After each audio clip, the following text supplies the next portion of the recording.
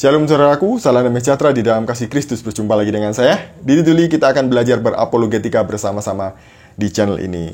Dalam video ini saya mau menepati janji saya bahwa saya akan pergi ke Pujiharjo dan kemudian akan membagikan apa yang sudah saya dapatkan di sana. Jadi kemarin hari Rabu saya bersama Mas Gracia dan dua orang, yaitu Pak Krista dan Mas Gide dari Majelis Agung, kemudian bertemu dengan timnya Mas Tembel yang ada di Pujiharjo dan Lenggok sono. Ada 6 orang ya, saya hitung ada 6 orang lah. Dan kemudian difasilitasi oleh Kepala Desa Pujiharjo, yaitu Pak Hendi. Jadi kami bertemu di kantor desa dan di sanalah kami ngobrol-ngobrol dari hati ke hati, jadi sambil ngopi tanpa gula, dan disitulah suasana menjadi cair dan tidak tegang, Bapak Ibu. Nah, bagaimana ceritanya? Mungkin sudah ada yang tidak sabar ya. Jadi tidak sabar mendengarkan cerita yang sebenarnya. Ada juga yang tidak sabar untuk maki-maki saya. Ini mungkin grupnya sebelah sana ya. Nah, jadi pertemuan ini sebenarnya sudah ada dokumentasi lengkap, baik itu notulensi maupun juga rekaman-rekaman ya, rekaman video maupun rekaman suara. Jadi saya tidak mau tampilkan semuanya karena memang semuanya sudah sangat jelas, sudah clear bahwa ini sebenarnya terjadi kesalahpahaman. Jadi Paul Zhang sendiri itu yang mempelintir judul itu menjadi bombastis, padahal kenyataannya tidak seperti itu. Jadi cerita ini diawali oleh Pak Kepala Desa, Pak Hendi, menceritakan sejarah Pujiharjo. Berdirinya Pujiharjo, bahwa dulu ini adalah kampung Kristen. Makanya ulang tahun gereja GKJW itu sama dengan ulang tahun desa Pujiharjo dan selalu bersamaan. Dan kemudian barulah datang denominasi lain, yaitu GPDI, kemudian GSJA, kemudian Betani, dan Diaspora. Dan setelah itu ada saudara-saudara kita juga yang dari Muslim datang ke Pujiharjo. Jadi kami masyarakat di sana menurut Pak Hendi itu tidak bisa memaksakan orang harus masuk Kristen. Jadi mereka tetap dalam agama mereka, yaitu Muslim.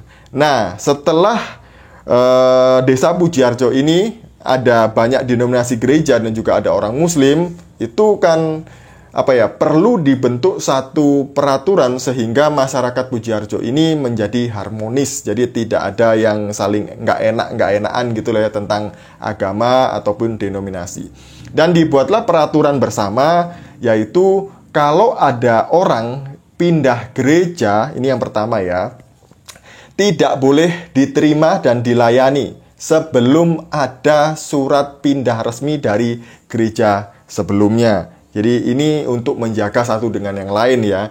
Dan kedua, kalau ada orang pindah dari Kristen ke Islam ataupun Islam ke Kristen, juga harus ada surat keterangan dari gereja maupun dari mudin setempat. Jadi orang yang memang menangani saudara-saudara kita Muslim yang ada di desa Pujiharjo. Jadi seperti itu. Dan saya bertanya kepada Pak Mudin, berapa banyak jumlah perpindahan orang Islam ke Kristen atau Kristen ke Islam? Menurut Pak Mudin nggak banyak. 1 tahun itu mungkin hanya ada 1-2 orang saja.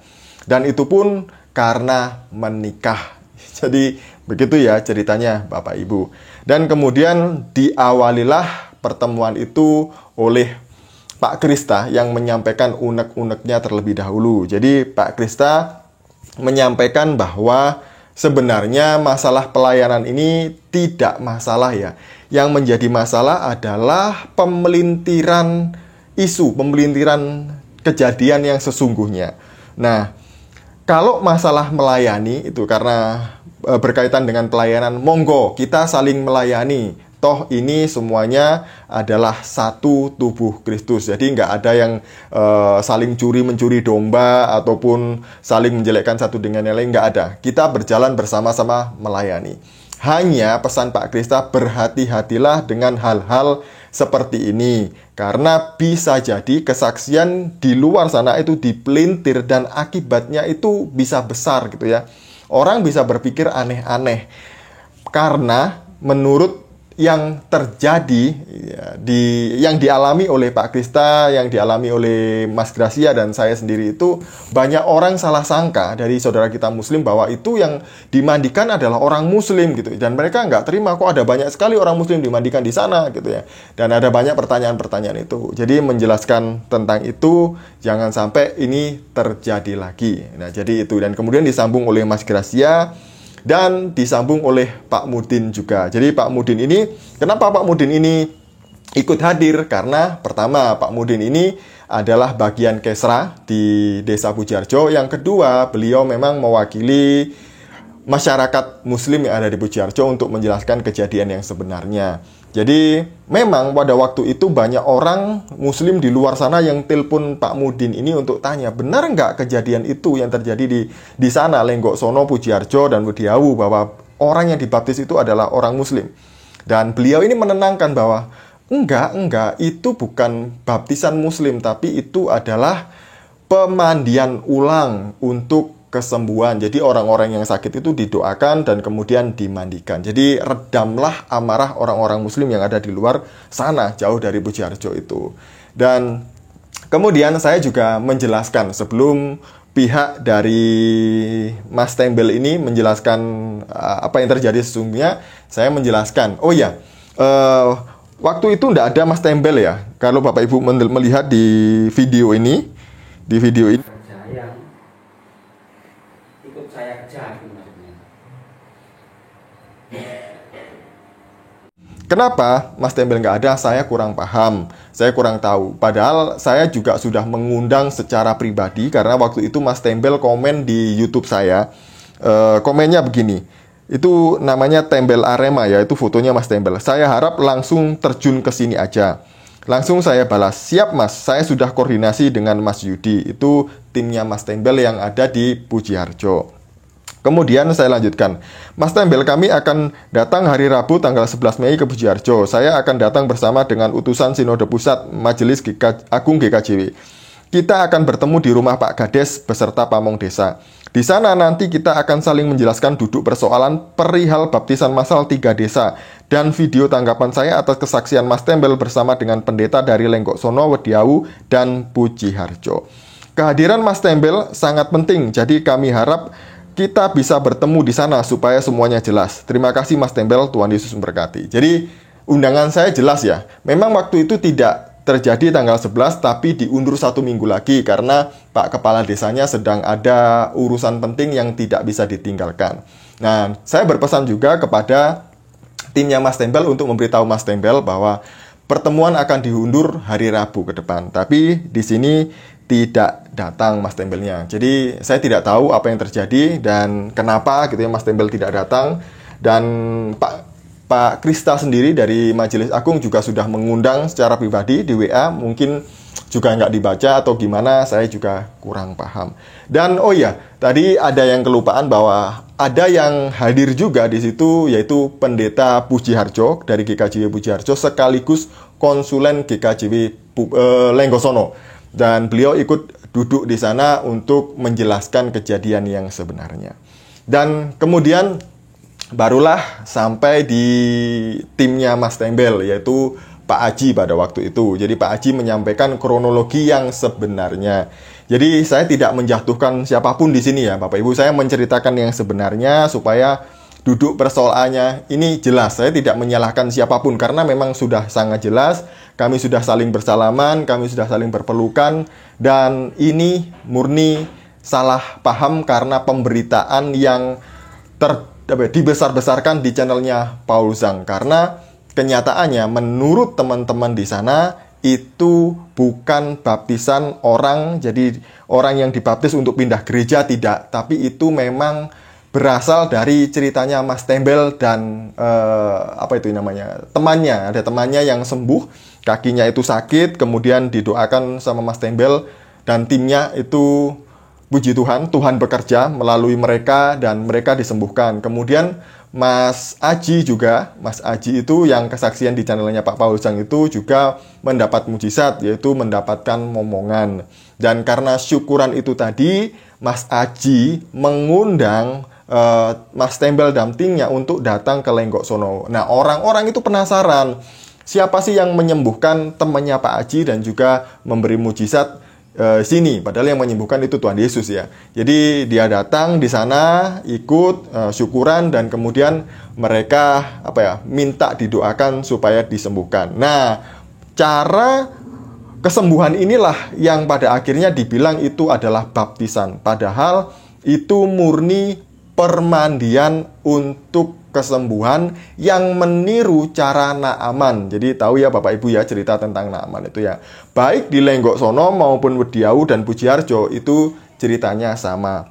Dan ketika pemandian di Pujiharjo itu Pak Kades juga ada di sana di satu tempat gitu ya. Cuman agak jauh sedikit ya. Jadi bisa melihat itu dengan jelas. Memang waktu itu ada gitu kan. Dan Pak Junias Tobing juga hadir pada waktu itu dengan siapa itu saya lupa pada waktu itu. Dan isunya dipelintir bahwa ini adalah baptisan gitu ya. Ini baptisan, padahal sebenarnya sekali lagi itu bukan baptisan. Nah, ini lokasi baptisan di Pujiharjo atau baptisan ulang atau permandian ini ya. Silahkan dilihat videonya. Saya ini sedang berada di Pujiharjo bersama dengan Mas Gracia, Pak Krista, wah, ini dan Pak Kepala Desa, Bapak Hendi Arso, ada Mas Gideon. Nah, jadi inilah lokasi yang dipakai untuk pemandian ulang atau permandian kesembuhan. Jadi di daerah sini ya, Bapak Ibu ya. Nih. Oh ya, daerah sana. Itu ya. Tempat selulup bersama. Jadi begitu ceritanya Bapak Ibu ya. Dan kemudian ada tambahan dari timnya Mas Tembel yang ada di Pujiharjo itu keberatan dengan video saya karena kok saya nggak klarifikasi berita sebenarnya ke yang bersangkutan gitu ya. Padahal ceritanya sama kan dengan video saya yang saya sampaikan kapan hari dengan yang sekarang ya ceritanya sama gitu ya. Mungkin komen-komennya itu loh, kayaknya kok menyerang kami Mas, kami itu nggak enak dengan mereka, kok kayaknya kami ini yang salah, kami ini yang gimana-gimana gitu lah ya. Sebenarnya bukan hanya pihak mereka, saya pun juga dimaki-maki oleh orang-orang di kolom komentar. Nah, jadi begitu Bapak Ibu ya, saya tidak menutup-nutupi ini cerita apa adanya. Saya tidak mau menyampaikan semuanya video kesaksiannya bagaimana tidak. Dan di situ pun ada Mas yang kakinya sakit itu juga hadir.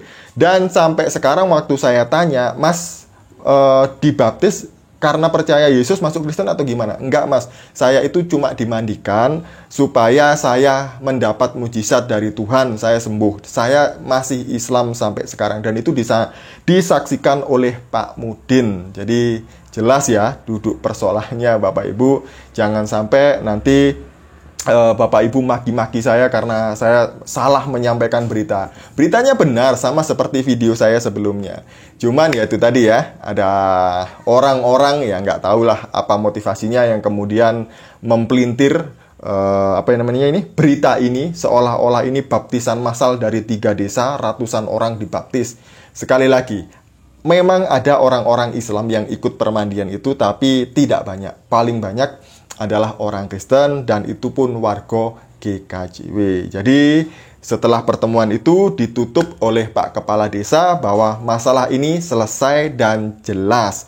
Tidak ada yang saling sakit hati atau enggak ya, karena sudah saling mendengarkan penjelasan masing-masing. Jadi begitu Bapak Ibu. Sekali lagi, ini beritanya sebenarnya. Tidak ada yang saya tutup-tutupi, dan kalau Bapak Ibu tidak percaya silahkan datang ke Pujiharjo sekalian berwisata di sana karena pantainya bagus. Ke Lenggok Sono pantainya juga bagus. Bapak Ibu bisa searching namanya Banyu Anjlok. Kalau di Pujiharjo itu ada pasir putih.